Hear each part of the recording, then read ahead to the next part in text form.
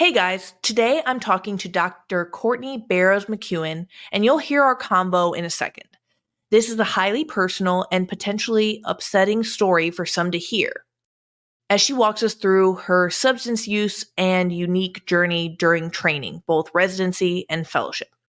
I have actually transcribed a much more in-depth version of this interview on my website, Rethinking Residency.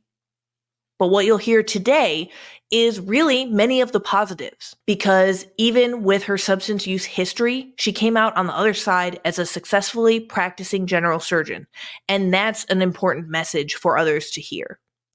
Because of her success, this is such a great inspiration to anyone out there who could relate to her experience. I think of the quote, "The comeback is always greater than the setback."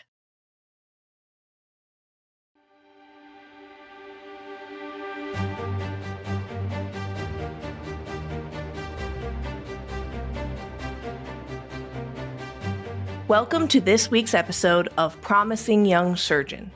This week, Courtney Barrows McKeown joins us to discuss her journey through residency and fellowship and overcoming substance use disorder. Courtney Barrows McKeown is a general surgeon and esteemed athlete. She has a long history of extraordinary academic achievements, graduating at the top of her medical school class and completing her surgery residency at Beth Israel Deaconess Medical Center, Harvard Medical School.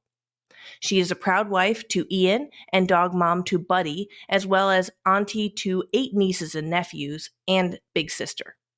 She's a huge Boston sports fan and athlete herself, including joining the rowing team in college.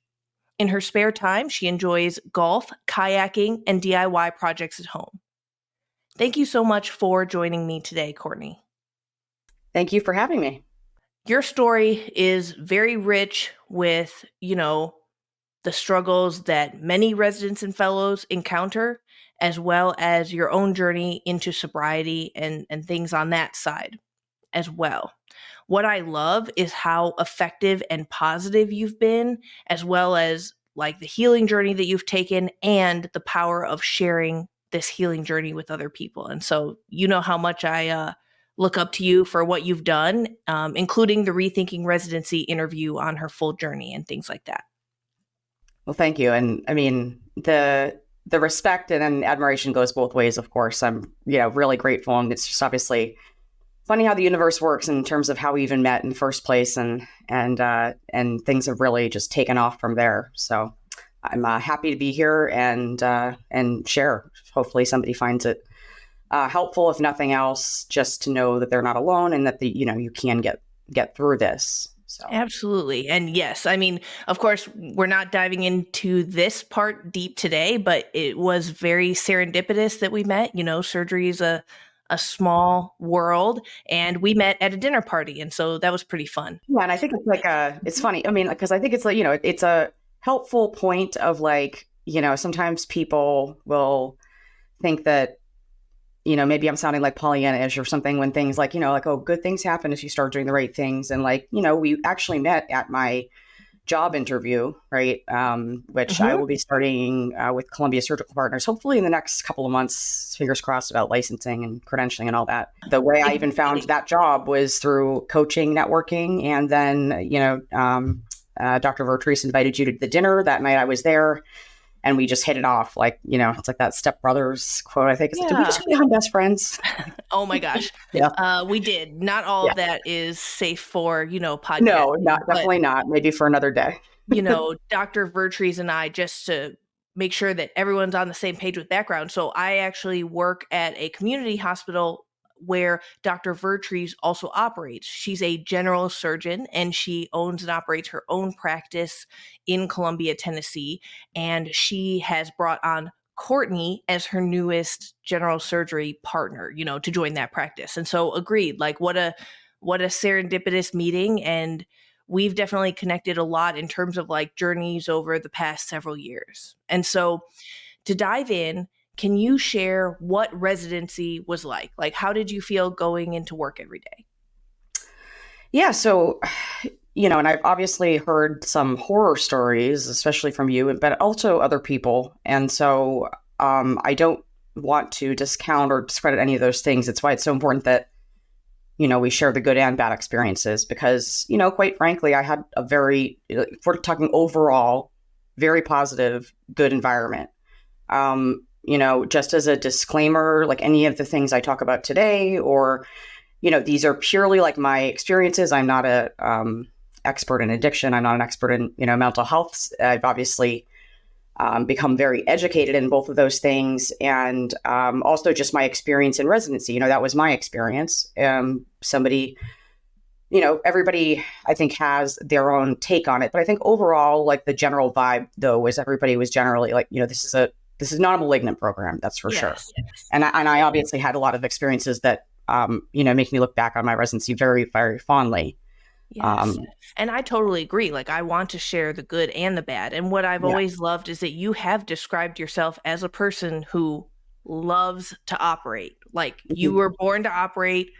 You're good at it. You love it. You're like, put me back in the OR and like, just leave me in there. And so I love that, though. And I do think, of course, like, there are people who were just born to operate. I love how much you love your job, your work, and everything. And so that's why it is even all the more important that we like talk about the things in your training experience that went right, where like you were supported well, you got hooked up to resources appropriately, and then you went on to excel. Right. No, exactly. And, it's not all sunshine and rainbows. There's, and it's funny because I did listen to your episode with Dr. Umstad, I think your former senior resident, a couple weeks ago. And I've had similar things where either, in residency or fellowship, like there are chunks where I know there are probably things I've forgotten, like whether it's just, who knows, like my brain or just it's actually like trauma. But the point is, like, there were frustrating parts along the way. But I think the big message was that there was always, like, we always had support. I always felt reported by our program director and our chair. And it's interesting because when I matched there in 2012, that's when I started my residency. I entered a very different residency, although the same institution that somebody maybe 5 years before me had. And that was, it's not my story to tell, and I wasn't there. I just have heard horror stories about the malignancy of that program, and it had to do with the individual who was the chair of that department, who is no longer, obviously. Yeah. And there were a lot of things. It wasn't just the residents that he was toxic towards. It was, colleagues and all of that.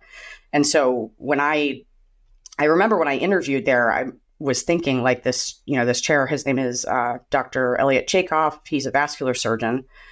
He was like the nicest person I've ever met. And I was like, and that's like my standard for person, not even like a surgeon. It's like you almost get bonus points for being, nice. He was just like, I can't believe this person's like, this is the person I chose. He's so nice, And he always would like remember, like he had a really good memory about like random facts about people. So like, he kind of hung on to this thing about me being a coxswain in college on the rowing team. And like every time I'd be on his service, like especially intern year, like, oh, Courtney, like rowing team, like, oh, how are things, like very. And so that was like the environment I was going into. And it's amazing. That tells you a lot about how the program, the institutional culture is directly a result of, the culture leaders are. Yeah, I definitely agree. And, the chair sets the tone for a department. And I also think that as a resident, your program director is the person who, you turn to if anything has gone awry, if you're struggling. And so what's funny too is that I think that a program director who maybe is an awesome program director during peacetime, like that doesn't necessarily mean that they'll have all the skills when things do go off the rails and there are residents, who are in need or struggling and things like that. Right. But in your training experience, would you be willing to talk a little bit about your first brush with substance use disorder? Yes. So looking back, obviously, like once I got into recovery for real a few years ago, which, not to like brag, but a few days ago, March 24th was my 3-year anniversary. Oh, that's huge. So I was very excited about that, but, and I've done the work to get to stay that way. But the point is that looking back, my relationship with alcohol was really never normal. Like, I mean, I always, it wasn't like I really didn't drink in high school. I was very much, very involved in athletics, played 3 sports all the way through, and was very focused on academics. And I was kind of socially awkward, and just high school was like a very uncomfortable experience for me socially. So then I got to college, and, you discover it, and it was like,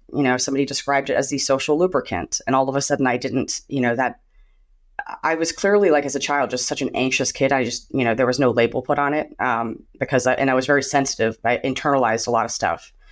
And it was like, oh, now I don't care what people think about me. This is great. And like, I can, it was so there's that.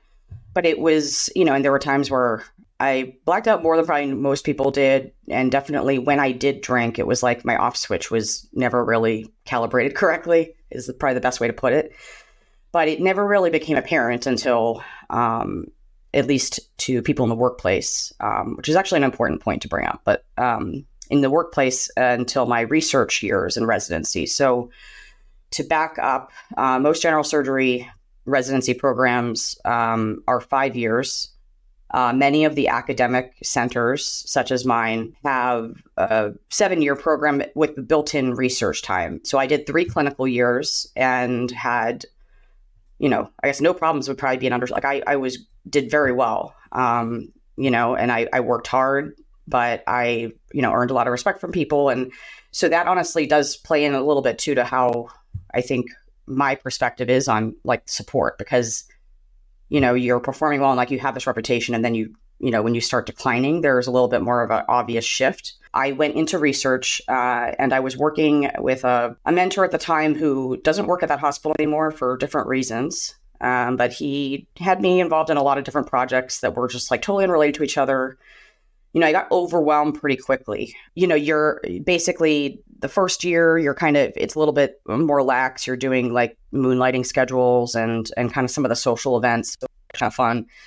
And then, the second year you take over as like the overall resident schedule. So you're involved in doing the block schedules, like which residents go on which rotations when. There's a lot of moving parts, so I'm always a little sensitive to the fact that the culture in the sense of like having control of your schedule and things like that. Like I'm a little bit more sympathetic towards some of the educators, because I can see like how it just can be, so disruptive. If it's something like silly that somebody wants to just like take a day off, like how that's not feasible. But yeah. You know what I mean? Totally. And I think that just to kind of piggyback on one thing that you mentioned earlier in terms of like a long history of an abnormal relationship with alcohol, I will say that in my experience in medical training and things like that, that is quite common, and it's very normalized. I think that in medical school, for instance, a lot of people were blacking out drinking routinely.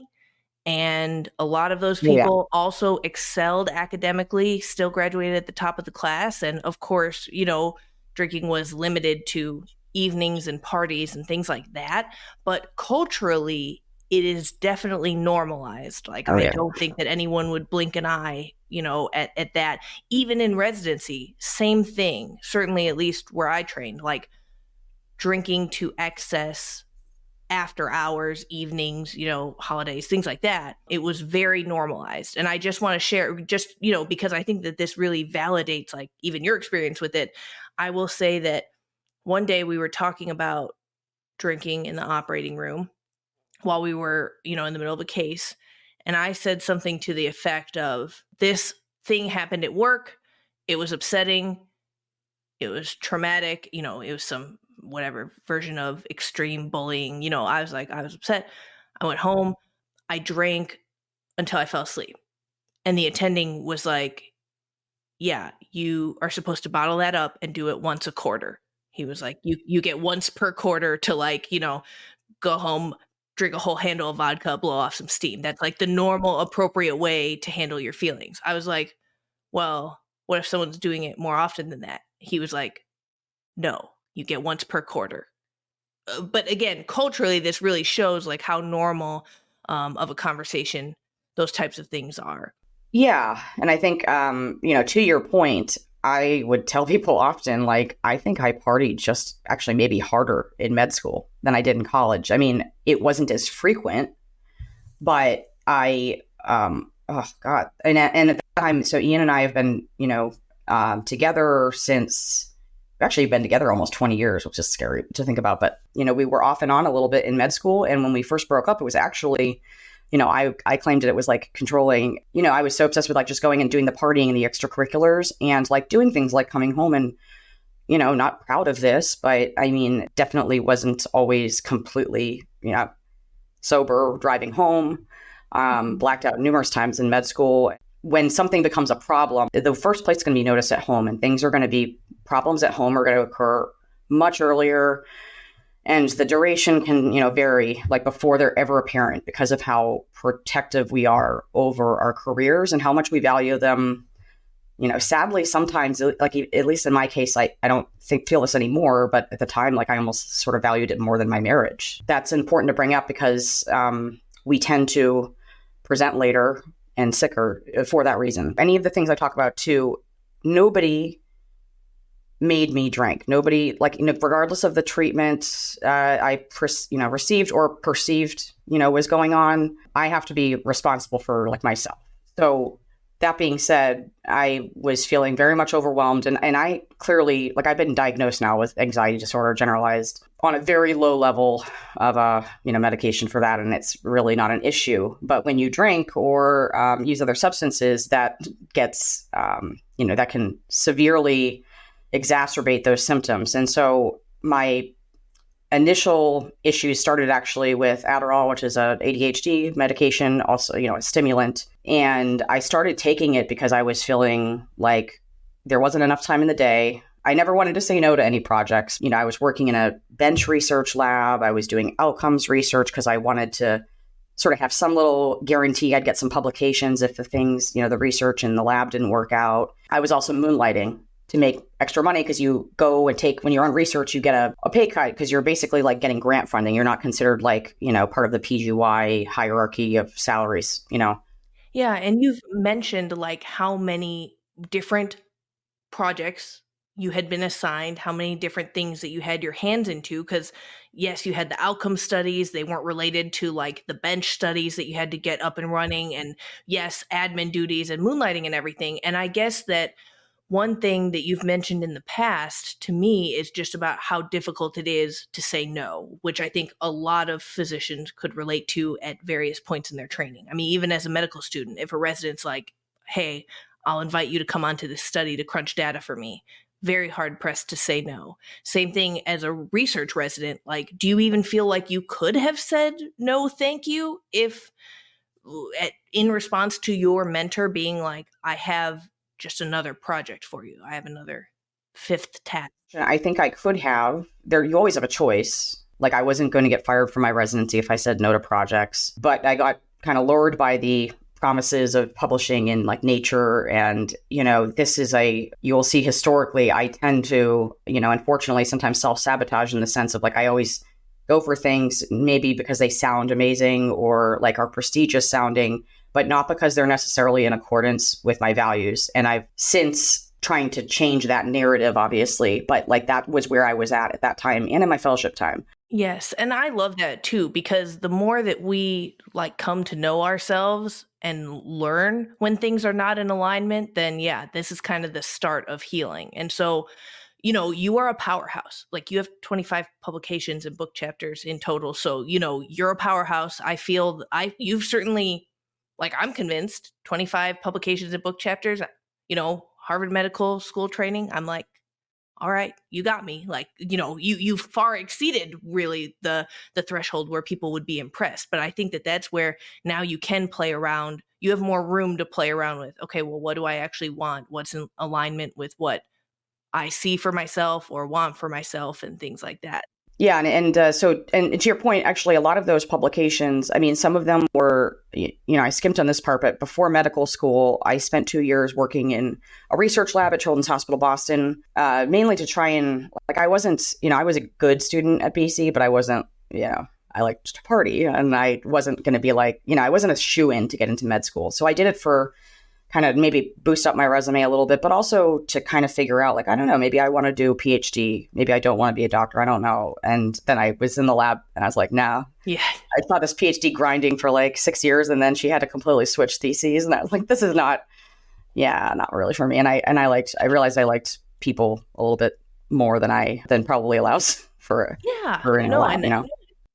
I had something similar as well, just in terms of being on a biochem PhD kind of path before I was like running gels by myself at 2 a.m. And I was like, oh my gosh, like my friends are going to get to see patients and like talk to people. Like I can't do this anymore.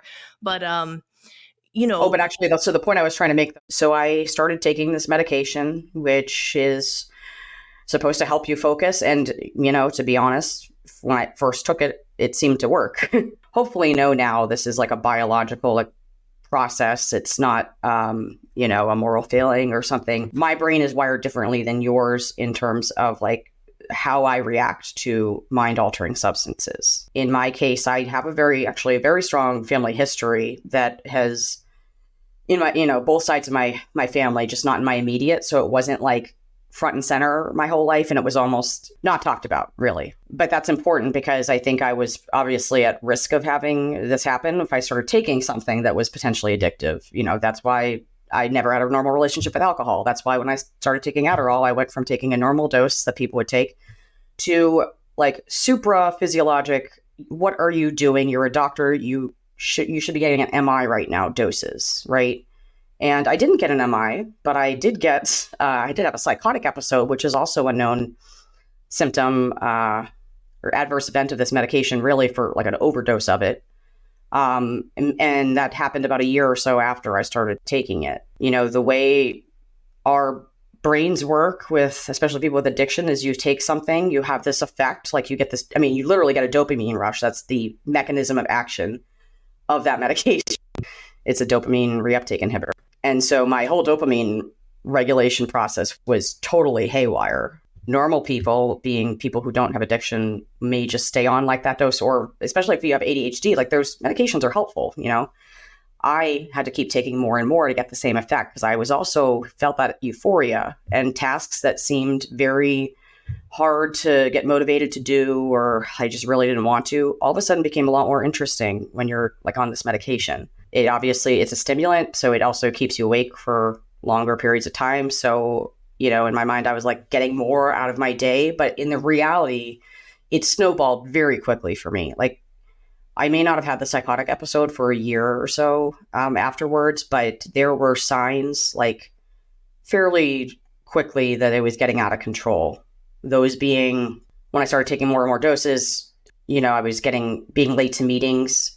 The focus that I used to receive from it quickly turned into like you get hyper focused on a very like mundane or unimportant task that would then make me completely unproductive because like I couldn't even put a presentation together properly. I was starting to have panic attacks, which were very alarming because I've never had those before. And I've never had another one since I stopped it. But those are directly, you know, a result of that. And, you know, I think I'd shared before somewhere I was at this national meeting, you know, a couple months before I had the psychotic break. And I was supposed to present a plenary presentation. I couldn't even put the presentation together. It was like, you know, looking back, I'm like, so, you know, I was like a little embarrassed, obviously. But then I like stayed up most of that night trying to fix it. Also drinking some wine to help me fall asleep for a few hours, which that's how like those two things became very toxic together. Because, you know, again, stimulants you can't sleep. Shocker, especially if you take them in, you know, later in the day. And so then I would try and, you know, counteract that. I was almost like a little like, you know, modern version of Halstead. I was taking my stimulant, which is basically, you know, if that's what cocaine is. And then I wasn't doing heroin, but I was trying to, you know, get the effects rid of by drinking so I could sleep. And that both of those medications are just a recipe for disaster with like somebody who has anxiety. It's going to make it worse, right? Yes. And I do want to say, for context, for anyone who doesn't know who Halstead is, he's considered the father of modern surgery. And so, you know, in all seriousness, he was utilizing or enhancing his performance and his practice of medicine with just tons of drugs. This is like a well-known fact about him. You can read the book Genius on the Edge and things like that. But it is funny because fundamentally everything we're talking about, residency training, modern surgery, the culture, are all born out of this man on cocaine. And so obviously it's funny because Courtney and I, we do like to joke a little bit, like, if you want us to keep that schedule, then you should give us cocaine. Like, obviously that logically follows. People are just being asked to do give us cocaine like, interchange. Yeah. We have like sort of a weird, like, dark sense of humor that works well together. Like, but it's not for everybody. So, and I should say, like, let me humble myself. Like, Halstead was clearly very accomplished, and like, I wasn't getting those level of accomplishments. But in terms of the, my thought process of using the drugs to, like, counteract each effect is more what I was going for. Yeah, like titrating doses at home to. I felt a lot of shame about it when I first started getting into treatment the first time, because, like, oh, you're a doctor, you should know better. Like, don't you know, taking unheard of, doses of this medication, how did you not think that you would? And I didn't think about that. That's the whole point of this, like, disease. It takes over, it hijacks your, like, executive functioning, your judgment. It's all like amygdala driven now, and it's all about, like, getting more of the drug so that you can, in my case, I was using it as what I thought was a performance enhancer, because, like, overall, like, my goal was not to, like, be on drugs. It was to get, do more, do what I thought would be better, because and I've learned that about myself. Like, I have to check that all the time, make sure that I'm not, like, trying to just run on this hamster wheel and just for external validation or, external accolades, just being true to myself, which is, people who are in addiction, like, that's a core issue, is that you're kind of you're just not in alignment with your values anymore too. Right. And so when things did hit the fan, with the psychotic break in training, how did that go down? And, what did your program do right? And then we'll kind of talk about fellowship a little bit. Yeah. And, I think it's important to bring up, like, as I mentioned before, there are signs that something isn't right. And that's important, I think, not only for, your listeners who are probably more like the trainees, but also leadership, because you never want to think that of somebody, and, like, denial is powerful too. But when you see somebody who, especially if you've known them for a long time and they're acting out of character, I think in my case that actually those signs were being picked up. I had a meeting maybe a month before this psychotic break, because, to his credit, this PI had talked to my program director and had concerns about, everything that was going on. He didn't know what was wrong with me. He's just like, she's a mess. Like, she's not getting anything done. Like, it was more like complaining, but, like, in the same sense, like, she clearly was concerned. And I do remember at some point having a meeting with her. Like, I just broke down crying in her office. Like, I was clearly just, on the edge, and, like, she could tell that. And I was trying to protect myself. I didn't know. I clearly at that point was not ready to admit what was going on. And so, I definitely played it off like, he's being a jerk, and I'm like, I can't deal with him. It's toxic, and, what should I do? And blah, blah, kind of, victimizing myself a little bit, not intentionally, but, like, looking back now, I think that I actually hindered my ability to get help earlier, because she believed me, I think, initially. Once you go into psychotic mode, like, your brain is no longer, in control of it anymore. And so in my case, I think what had happened was I had something upsetting happen in the lab of, like, some interaction with the PI, and somehow that just, like, set me off. And I started, I was still taking, like, very, very high doses of the medication, and all of a sudden I just couldn't sleep anymore. Like, even when I stopped taking it, like, and then it would be like 2 days I wasn't sleeping. I started to, like, have delusions and stuff. And some of them I actually remember very vividly. And unfortunately, because I was, my work was like my life, all of them revolved around work. At that point, obviously, my husband was involved, and he actually took me to my parents' house because he was trying to work. And it wasn't like, oh, just handing me off. He's like, I don't know with her. He and my residency friend, they actually both took me to the hospital, and they diagnosed me with a conversion disorder and sent me home. I didn't tell them I was using anything. Obviously, I guess they didn't have like a rapid drug screen. So clearly my urine test was positive for amphetamines. And I thought I was there because I had burned my hand a couple of days ago cooking. Like I had a pretty severe second-degree burn on I think it was my right hand. So I thought I was either there for that, or I was somehow taking my friend to help her because she was like having a lot of stressors. So it was really funny. So I don't know what I even said. I don't remember the evaluation with the psychiatrist at all, but somehow like that got past them that I was clearly actively psychotic. And so they sent me home. And then this behavior continued at my parents' home, which is about 30 minutes north of Boston. And my husband would come back like there every night after work. And like this last night, he was just like, Court, like you need to get admitted to the hospital. We're taking you to the hospital. They took me to a smaller place that was closer to my parents' house. And he's like, I don't care what you have to do or what you have to say, but you need to get admitted. And like something in my mind like went like, okay. Did your husband know at this point? Yeah, he has ADHD. This all initially started not because of him, because one of the ways I got it was I took it from him, stole it. That obviously, as you can imagine, having a long time, he knew he would confront me about it. Sometimes, most of the time I just lied and said I didn't do it. I think there were a couple times like I feel horrible about it now. Like he assumed somebody like, some other individual did. And, but eventually he realized it. And I don't, it was causing a lot of problems in our marriage. It's important to recognize, like, especially if your partner, it doesn't matter what they do. He's a software engineer. He's not a doctor. But I think that like, that's some of the struggle that the partners, that's why they have programs like Al-Anon, they have their own journey the traumas we've put them through that they have to deal with. And like, that's like probably a big thing is like, when do you like, weigh the, I don't want to destroy her career and she'll hate me forever. Or, like it's in his position, like I'm impossible. It sounds like he did know, he had an understanding of what was going on. So he was right to kind of push you. He said, okay, like this several day episode is continuing. I'm taking you back in. Yeah. And what was weird about it, I think what was hard for him to figure out was like, he knew I was taking it. And at some point, and this is like, what's so weird is it was like actually totally random. Like I had, gotten a call or something that was like a wrong number. But they were actually like, it was actually a police officer.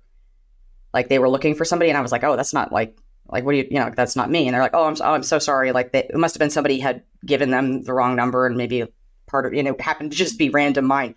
But of course, like I was actually starting to get psychotic. So you can imagine you take a situation like that. That's how I actually like sort of jumped to the, inactive psychotic mode. Like everybody's out to get me, and so when that happened, I told my husband and he was like, who cares? Like, like he was confused about like why I was like so upset about it. I was like, and I finally showed him like, the medications I had been like stockpiling up. And I was like, I'm sorry, I can't do this. And I took them all and I flushed them down the toilet like very dramatically, So I went from taking like a really, really high dosage to just stopping.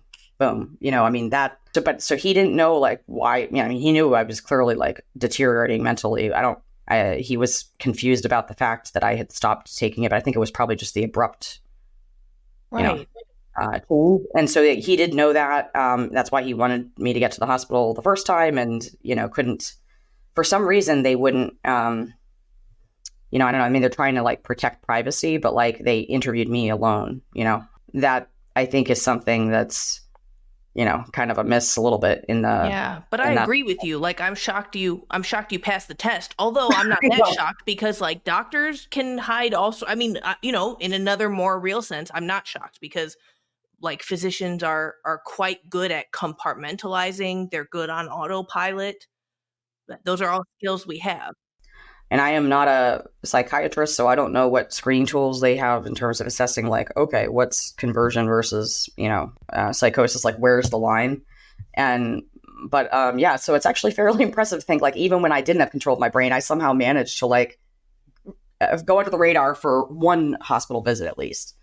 And then, he said that, and I, with the like, you need to get admitted, and I was like, he's kind of right. Like there was part of me that was like still there. And so then I just started doing like crazy stuff, like, I don't know, hitting my head, like things that were like, I knew I was doing intentionally, but like just to demonstrate the point that I'm crazy, so to speak, and I need to be hospitalized. And this was a mental health hospital, like a crisis, acute, not addiction focused. Even at that point, I still wasn't like fully transparent about what I was taking, putting in my body. They obviously had some objective data from the drug tests, but it was like question, random psychotic disorder, new diagnosis of schizophrenia, maybe amphetamines, but like they weren't a specialty in, addiction place. And that was actually a really scary 8 days. What happened was, and again, I was not technically really clinically working at that time. I was in research time, which was, I guess, somewhat of a blessing because there was less of a concern about like reporting stuff to medical boards and things like that. That being said, my program director, because I had called her, like she knew what was going on. She was obviously, she had been in communication with my friend who took me to the hospital first time. And then I would find out later that when I was admitted, she was talking to Ian, checking in, occasionally, first just to make sure I was okay. And then bringing to his attention, like needing to file FMLA paperwork. So I would get paid while I was on leave. About a month or so after I got discharged, I met with her. I didn't know what to expect going into it. My brain was definitely like, it probably took me a solid 3 or 4 months before it was like totally not like even a hint of psychosis left. Like it was I realized that it's not like an on-off switch. So like I was probably appeared normal and stuff, but like my executive functioning was clearly off because I was like, oh, like when can I start moonlighting again? It was like, hello, like, did you just know what happened? Did you totally black out there? I want to just highlight, like, to me, when I hear this story, like the first time hearing it again today, what stands out to me was the way that your program director did take the time and the effort to reach out to your husband just separately, while you were getting help, at least, because she did that and she went over like the FMLA paperwork with him and everything. And honestly, like, just kudos to her, because I don't think that every program director would be doing that. That's kind of like above and beyond what I assume their written duties include. And it's just like, it was such a loving, helpful thing. And of course, like, hugely benefited you. It's just one of those logistical things where I'm so happy that somebody was looking out for you and your husband with that. Yeah. And I think it shows. And I think that's like the key point is like, again, there's always going to be ups and downs in a residency. Like, residency itself is hard anyways, but even, no program is perfect. But like things like that, when like even if things, there's some incident here or like this person's, you kind of like, when that you have like, so they've got your back, you think about those incidents differently. That's why I also can like also empathize with the educators a little bit on some of the, I'd hate for us to like overcorrect in terms of like culture, because I think it's important to recognize this person, clearly she did a lot of above and beyond things. I mean, she's a human too. She's a busy surgeon. She's like leadership positions beyond program director in our hospital as a vice chair. She's got 2 kids and a husband. Like, I mean, she's, has a family as well.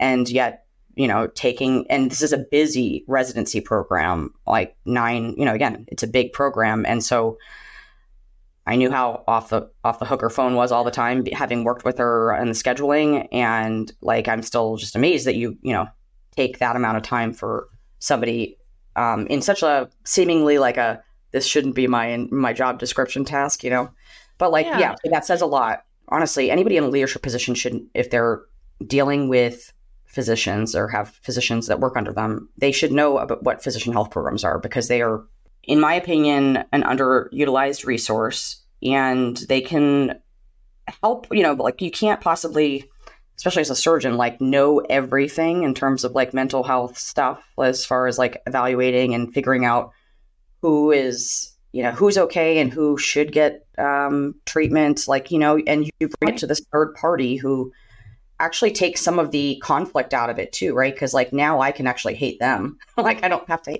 like in a way, you know what I mean? Like, because obviously I was not happy at first, but one of the things she did was she was very well versed on the fact that we had one in our state, a physician health program, and it shouldn't be taken lightly as far as referring somebody. I did choose to tell certain people because I felt it was easier in terms of some of the stuff I had to do afterwards with testing than to have it shrouded in mystery and be like, where is she going now? But that was my choice, and I think I never knew any of the people. It was clear she had worked with other people before. Even as the admin chief, sometimes something would happen and she would say, like, this person needs to be off.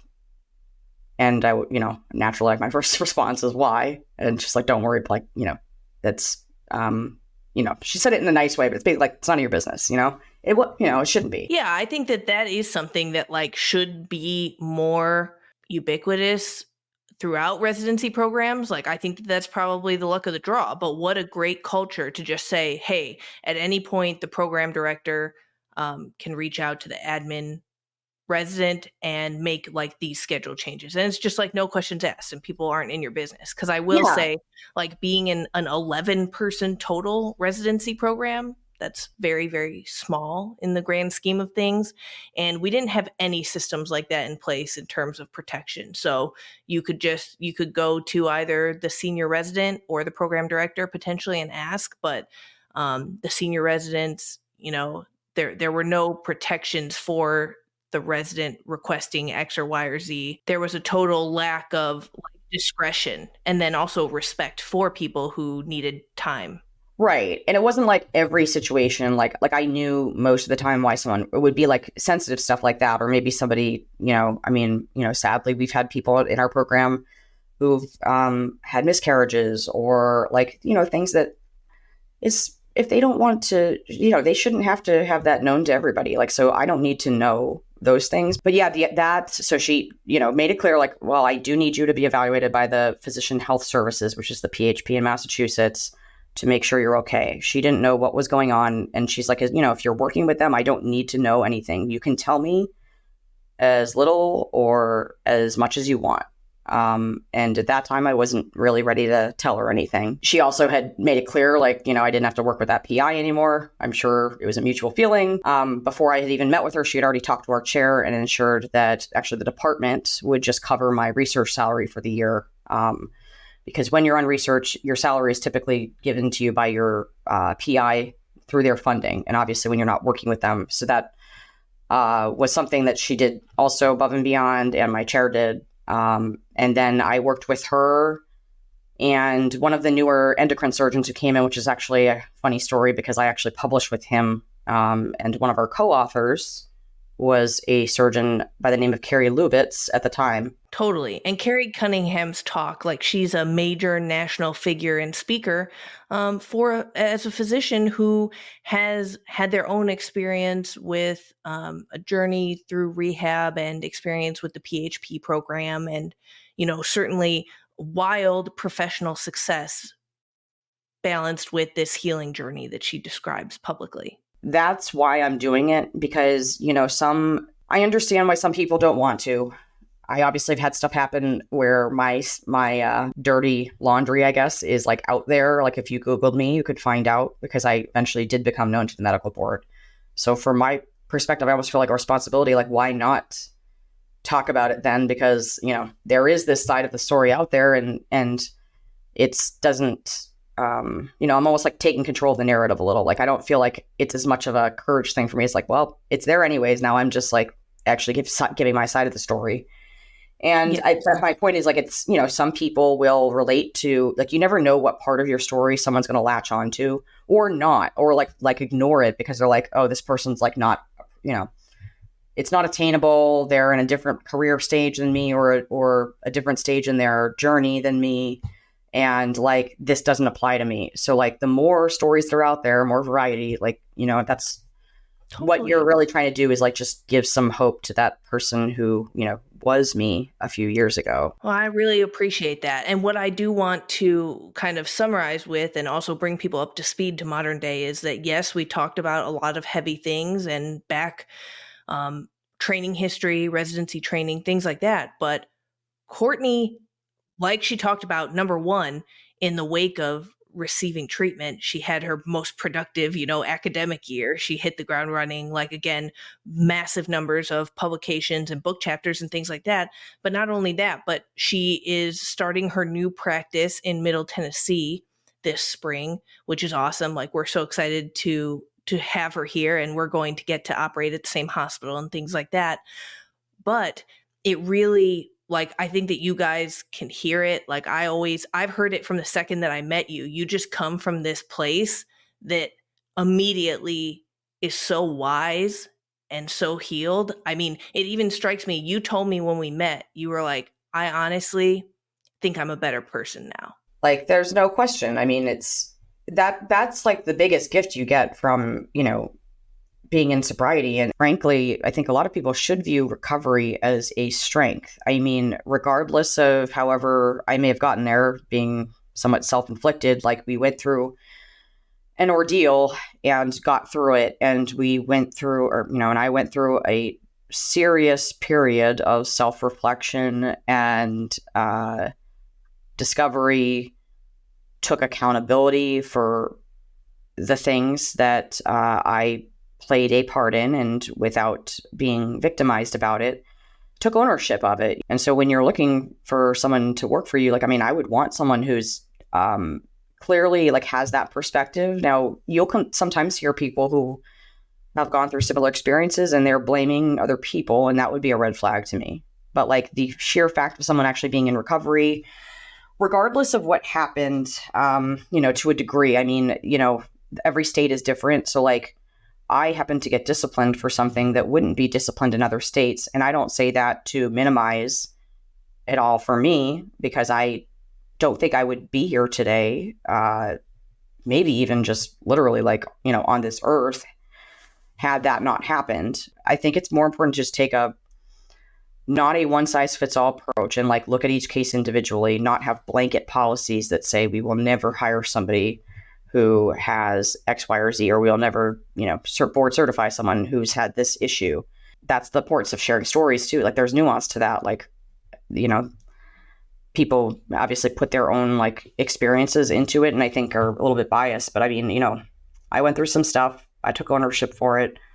I became better because of it. I am a better listener to my patients. I, on my best days, like, I mean, everybody, I'm human, so I screw up still, but I've gone through other things in life after being sober that I dealt with in a productive manner and didn't have to drink over, a layoff, failing a board exam, family deaths, and I got through that, productively. These skills are not, unique to recovery rooms. I mean, and that's why I've noticed as I've gotten more involved in being coached and obviously getting therapy, like very similar principle. It's very synergistic. Like, so you don't have to have an addiction to like get these skills. It just happens to be the structure in which I did. And clearly it also, my ability to stay sober is contingent on me doing those things. These are skills everybody should have in one form or another. Like, coaching is a big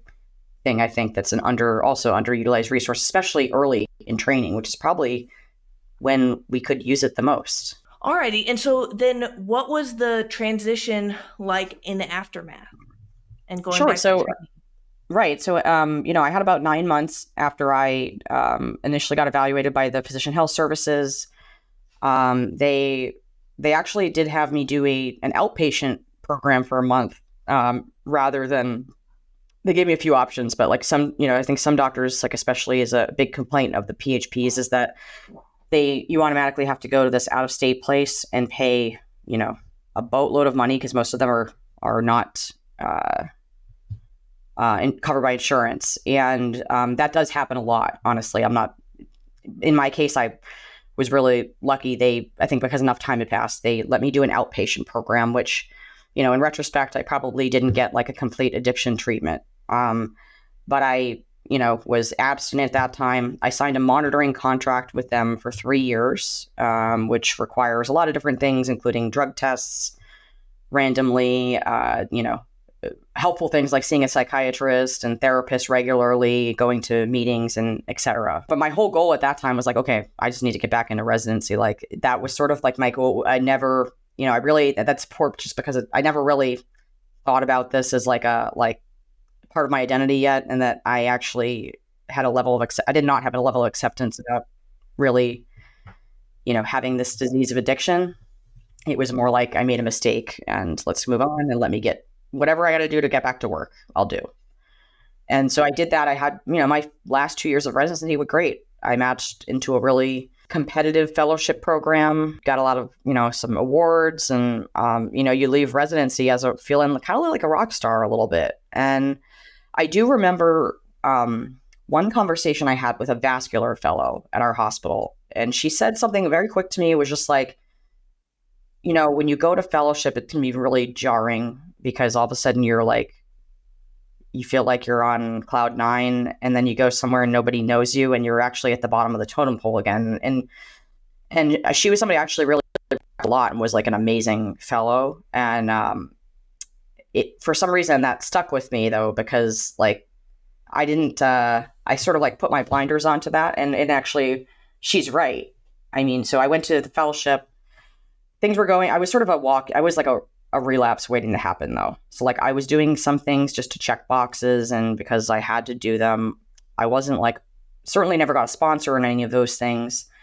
And ultimately, like I ended up having a relapse, about 3/4 of the way into my fellowship. I never used the Adderall again, but I started drinking wine. And it initially started because I was having some negative emotions. I couldn't, I didn't have tools to manage, and feeling like this impending sense of doom, like I was terrible at my job. I wasn't getting all the validation I was used to getting in residency.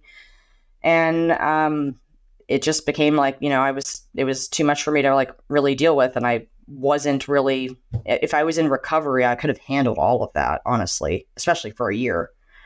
But I didn't. And then eventually I had to like quiet those thoughts. And it's a common thing we do. Like we try to numb uncomfortable feelings. And I started drinking wine at home. Nothing was patient care related, but eventually it got found out on a urine test. And that was, when I found out about that, I didn't know exactly what was going to happen yet, but I knew it was going to be bad, because I knew I was going to get reported to the board as, my contract, clearly stated that would happen if I had a positive test. And at that point I was, things in the marriage were bad because Ian, it shows up in the household long before at work. And it never really showed up at work except the fact that I had a test that was positive. But he, I was lying to him. He was finding bottles I was hiding. It was just like, it was all like bad. And I was just so tired. I was like, I actually these rehabs actually don't sound too bad. Like, actually, and I can more just like escape, if anything. But like, I think I'm just tired, and I'm, of the lying and the stress and all that. And like, I think I'm just ready to go get treatment. But then I obviously also had to deal with the consequences of what happened. And that was really hard. Honestly, at the time, I think I was still trying to figure out, is there a way I can like somehow get out of this to avoid, destroying my career. And that's when the whole thing of like just being tired, kind of played in. I'm sick of like playing this game. I would leave at normal work time and go out, do God knows whatever, and then come back. And like, so he just assumed I was going to work. And that went on for, like 10 days or so, until one day on a Friday afternoon, I got an email from the GME department that said my fellowship was terminated, that I violated my employee health agreement, with the hospital. And so that's considered a substance use violation, which is a grounds for immediate termination and not appealable. And that was like my rock bottom day. And so I went home, I left the house I remember I went into my car, grabbed a bottle of wine somewhere, and I parked in the park that was like a quarter mile from our house. And in the preceding week, I had kept fantasizing about this bridge that was basically connected, like, I would drive over it when I would go to this community hospital occasionally to operate. And there was like a construction site that was abandoned below it. It wasn't like below it, there was like nothing in terms of people or other things you would like, hurt if you were to get there. So I kept thinking like, I couldn't ever picture myself doing some of these other methods, but I was like clearly contemplating suicide for a while because I couldn't figure out a way past this whole thing. And I was my identity was completely wrapped up in being a surgeon, and I had gotten like almost there, and then just I felt this burden of all of these people who kind of went to bat for me and were there for me. And I felt proud about like making them proud, I'm letting all of them down too. And like all of those things combined, especially with like the knowledge that in my mind, I couldn't see how I was ever going to I thought my career was over. I really did, clearly that's not true, but when again, you're stick to at that time. And so you can't really rationalize to people. And anyways, I had talked to my psychiatrist and I said, I thought about all the things people do to end their life. Most of them don't sound appealing, but there's this one thing I feel like maybe it takes like 60 seconds or something to make this decision. And maybe if I just had like a little liquid courage, I could actually do it. I don't know if I'm going to. And the thing that like he hung up on was like he asked about, what about Ian? At that point I was, I just said, our relationship was obviously like really messy, and I felt like he was better off without me, and he would find somebody else who like treats him better and maybe is better suited for him, and eventually he would get over it. And there were I had started looking up things like what happens if your spouse like commits suicide and they have loan debt, and I said to the psychiatrist, like, well, he's not going to get my loans either. Like that's, the last thing that I could have burdened him with that I would be worried about. So I feel like, again, he gets to start with a clean slate. And I think that part about like me already looking into stuff like that, he said, I feel like you've thought about this more than I feel comfortable with. Are you okay if I call Ian? And so then he called Ian. And I again, I don't know why I said okay. I think I would because I didn't really want to. But again, like, where's the line between when that actually could have happened?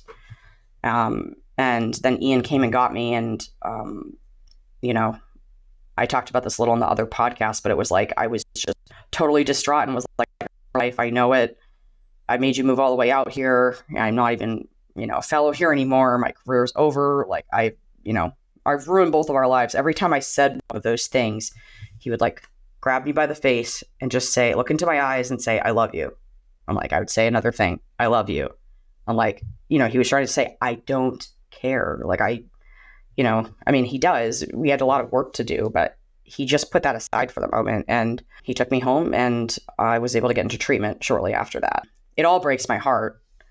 But I mean, anybody who thinks they don't have someone who could like be like Ian and come get them, or a psychiatrist who they've had a trusting relationship with and, was able to skillfully navigate that without kind of like alienating me, there's like, those are the things I like to hang on to when I talk about my story, and why I don't focus a lot on like some of the negatives, because honestly, there's been way more like happy, good people who've come into my path, even and especially honestly after this, than some of the bad, and even the bad stuff. Like, was it really bad, or was I just the way I'd be curious, like almost to like relive it, not because I want to go back in time, but because I'd like to see like how I would think about it now, like in my healthy, clear state. I am so glad that you're here. I'm so glad that Ian came to get you. Yeah. And he took you out of the park, like absolutely. And of course, a huge congratulations on your 3-year plus now sobriety, because this is all huge. And obviously, I know that none of that was overnight. I know that it's not like magic. It's not like one day you're in the park, the next day you're 3 years sober, coming from like this totally different, very healed space. I know that that's not overnight, and definitely not. We would not have been friends even like 2 years ago, probably. Like that's, it takes work. But the point is, like, if you get what you put into it. Well, thank you so much sincerely for joining me today and talking all about your journey through residency as well as fellowship and overcoming, the setbacks that you've had to now be even better, stronger, excited to open your own practice here this spring.